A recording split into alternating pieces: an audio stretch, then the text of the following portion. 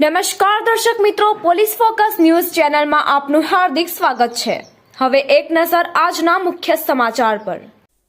આણંદ જિલ્લાના જીતપુરા ગામમાં volleyball group આયોજિત ટુર્નામેન્ટ ઉમરેઠ તાલુકાના જીતપુરા ગામે વોલીબોલની નાઇટ ટુર્નામેન્ટનું આયોજન કરવામાં આવ્યું હતું। તારીખ 18/5/2024ના રોજ તેમાં ઓડ ગામની પટેલ વોલીબોલ ગ્રુપની 4 ટીમ સેમીફાઇનલમાં આવી હતી। કુલ 10 ટીમોએ આ સ્પર્ધામાં ભાગ લીધો હતો। આ ટુર્નામેન્ટમાં વિજેતા અને ઉપવિજેતા ઓડ ગામની પટેલ વોલીબોલની ટીમ વિજેતા બની હતી। આ સ્પર્ધામાં ખેલાડીઓએ ઉત્સાહથી ભાગ લીધો હતો। જીતપુરામાં આ સ્પર્ધા સાંજે 8 વાગ્યા બાદ રમાઈ રહી હતી। મોટી સંખ્યામાં રમત રસિકો મેચ જોવા માટે આવ્યા હતા।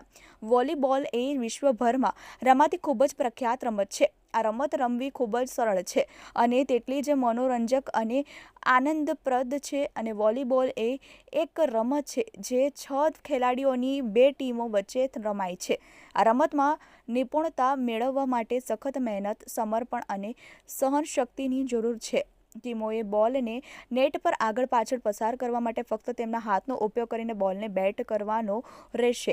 આ રમતનો હેતુ બોલને જમીનને સ્પર્શ કર્યા વિના આગલી ટીમ પર પસાર કરવાનો છે। જે ટીમ બોલને વિરોધીની આ બાજુની જમીન પર પાડવામાં સફળ થાય છે તેને પોઈન્ટ મળે છે। રમતના અંતે સૌથી વધુ પોઈન્ટ ધરાવતી ટીમને વિજેતા ઘોષિત કરવામાં આવે છે।